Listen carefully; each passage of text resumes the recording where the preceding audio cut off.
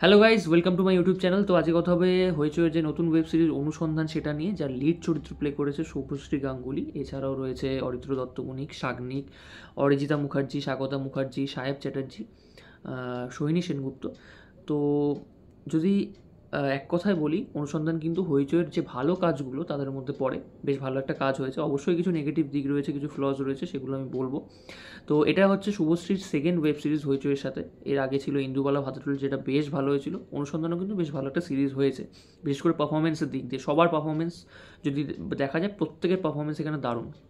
আচ্ছা, যদি আমি গল্পটা অল্প করে বলি, এখানে মেনলি একটা মহিলা পরিশোধনাগার রয়েছে, যেখানে সমস্ত মহিলা কয়েদিদের রাখা হয় আর কি। তো সেখানে দেখা যাচ্ছে যে মহিলারা প্রেগনেন্ট হয়ে যাচ্ছে একের পরে, কিন্তু তারা পেরোলে যাচ্ছে না, বা সেখানে কোনো পুরুষ কোনো বন্দিও নেই। তাহলে কি করে তারা প্রেগনেন্ট হচ্ছে, এই নিয়ে হচ্ছে গল্প। তা সে কীভাবে, মানে সেখানে কীভাবে শুভশ্রী গাঙ্গুলি ঢোকে, সেখানে কীভাবে অনুসন্ধান চালায়, কী বেরোয় সেই অনুসন্ধানে, কারা কারা জড়িত, কীভাবে র্যাকেটটাকে ধরিয়ে দেয়। তো এই সমস্ত নিয়ে এই সিরিজটা। যদি পজিটিভ দিকগুলো নিয়ে বলি, প্রথম পজিটিভ দিক হচ্ছে এখান প্রত্যেকের অভিনয়। প্রথমে তো শুভশ্রী গাঙ্গুলির নাম বলতেই হয়, মানে এখানে যে অভিনয়টা সে দিয়েছে এখানে, মানে এই সিরিজে একটা জেলের অনেকটা দৃশ্য রয়েছে। তো সেই জেলের দৃশ্যে যে ইনস্যানিটি, মানে একটা নোংরা ভাব, তার মধ্যে যে ফিজিক্যাল ব্যাপারটা, ফিজিক্যাল যে টানাপোড়েনটা, মানে শারীরিকভাবে নির্যাতন হোক বা শারীরিক কষ্ট হোক বা মানসিক কষ্ট, সেই সেই তার থ্রুতে।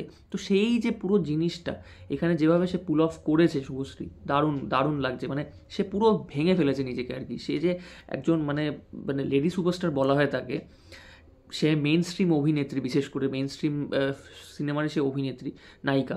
সেখান থেকে সে মানে কতটা নিজেকে ভাঙলে সে এই অভিনয়টা দিতে পারে প্রথম দিকে, বিশেষ করে মানে যেভাবে ইনস্যানিটিটা দেখানো হচ্ছে, মানে একদম সে ফ্লোরের মধ্যে জল পড়ে রয়েছে, বৃষ্টির একটা দিন, নোংরা কাদা কাদা, তার মধ্যে সে পড়ে, তাকে মেরে ফেলে দিচ্ছে, তার উপর শারীরিক নির্যাতন করছে।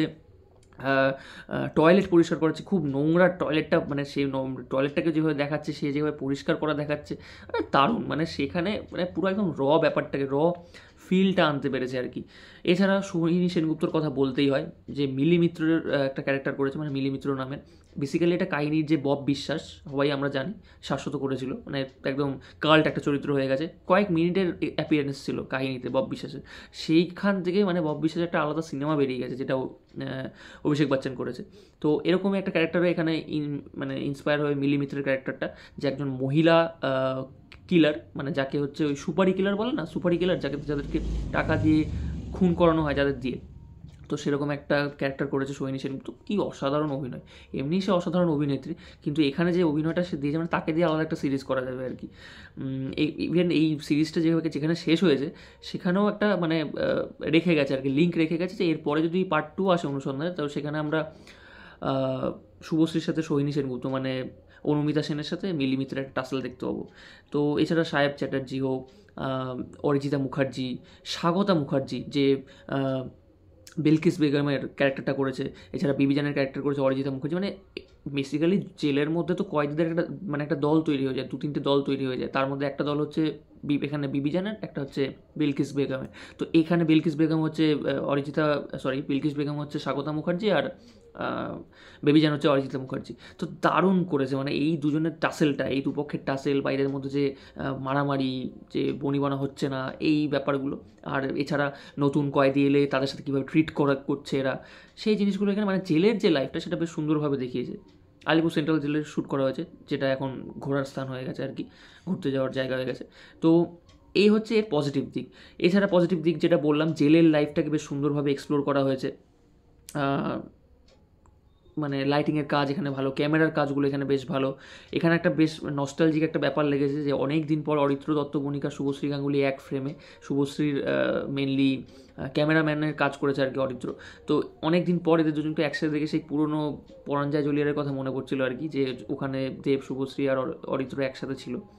তো যাই হোক, এটা বেশ নস্টালজিক লেগেছে।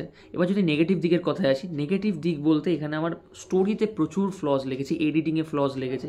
এডিটিং নিয়ে যদি বলি, এখানে প্রথম দিকে একটা সিন আছে যেখানে শুভশ্রীকে মেরে মারধর করা হয় আর কি, অত্যাচার করা হয়। তো সেখানে শুভশ্রী একটা জায়গায় একটা ডায়লগ দেয়, সেই ডায়লগটা মানে বোঝাই যায় যে সে ডাবিংয়ের সময় ভুল করেছে। মানে একটা কাউকে যদি মারা হয় তারপরে ওই মারতে মারতে সে যদি কোনো কথা বলে, নর্মাল ভয়েসের সাথে সেই ভয়েসের একটা ফ্লাকচুয়েশন আসে। তো সেখানে মানে এখানে সেটা নেই, বোঝাই যায় যে ডাবিংয়ে সেটা করা হয়নি। এছাড়া এরকম মানে ডাবিং কিছু কিছু জায়গায় এরকম আছে যে মুখ আগে নড়ছে কথা পরে আসছে, এরকমও হয়েছে। এছাড়া শ্যুট লোকেশান, মানে একটা লোকেশানেই বারবার ঘুরিয়ে ফিরে শ্যুট করা হচ্ছে। এখানে একটা সিন আছে যেখানে শুভশ্রী পৌঁছায়নি জেলে তখনও, কিন্তু মানে হসপিটালের একটা সিন চলছে, সেখানে পিছনে ওই জেলটা দেখা যাচ্ছে, মানে এমনভাবে লোকেশানটা সেট করা হয়েছে, যেগুলো আমার বেশ খারাপ লেগেছে আর কি। এছাড়া গল্প নিয়ে যদি বলি, গল্পের প্রচুর ফ্লস রয়েছে।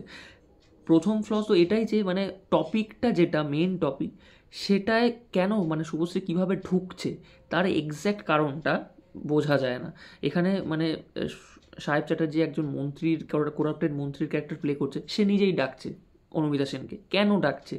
তার যদি অনুমিতা সেনকে ভয়ই থাকতো, মানে তার যদি মানে নিজে একটা ইললিগাল কাজের সাথে জড়িত হয়ে সে যদি সেটাকে রিভিলই না করতে চায়, তাহলে সে কেন ডাকছে ইন্টারভিউ নিতে?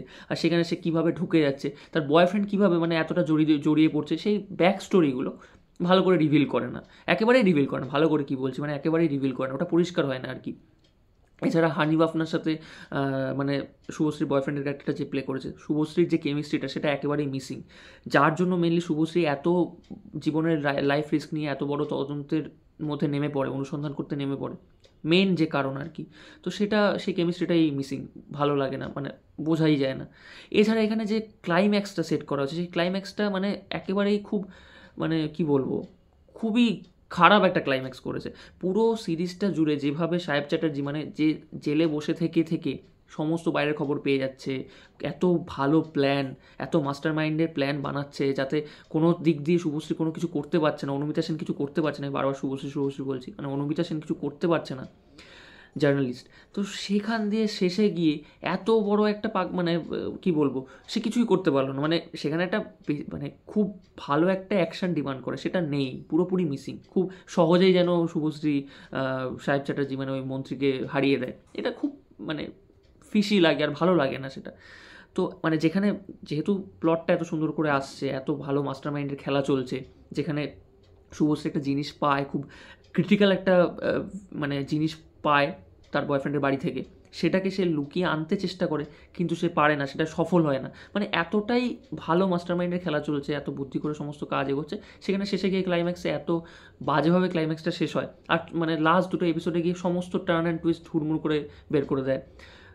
শেষে গিয়ে এমন একটা টুইস্ট আছে যেটা মানে কারণটা, এই যে কারণটা যে শুভশ্রী গাঙ্গুলি জেলে যাচ্ছে, মানে সে এত বড় একটা ঝুঁকি নিচ্ছে, সেই জেলের ইনস্যানিটির মধ্যে ঢুকছে, এতগুলো বড় বড় মাথা, নেতা, পুলিশ সবার সাথে পাঙ্গা নিচ্ছে, সবার সাথে চ্যালেঞ্জ করছে, লাস্টে গিয়ে যে মানে ইয়েটা আসে, টার্নটা আসে, সেটা মনে হয় যে এটা কেন হলো, মানে এটা সমস্তটাই প্ল্যানের মধ্যে ছিল। মানে এটা খুব অবিশ্বাস্য লাগে। আমি পুরোপুরি বললে এটা ইয়ে হয়ে যাবে, মানে স্পয়লার হয়ে যাবে, এই জন্য আমি বলছি না। তো যাই হোক, কিন্তু তবুও মানে একটা ডিসেন্ট কাজ হয়েছে, এক দুবার দেখার জন্য ঠিকঠাক কাজ। আর হইচইয়ের ভালো কাজগুলোর মধ্যে একটা ধরা যায়, বিশেষ করে পারফরমেন্সের, যেটা বললাম পারফরমেন্সের দিক দিয়ে সিরিজটা বেশ ভালো একটা সিরিজ। গল্পটা একটু ভালো হতে পারতো, এখানে রাইটিংয়েরই তো সমস্যা মেনলি।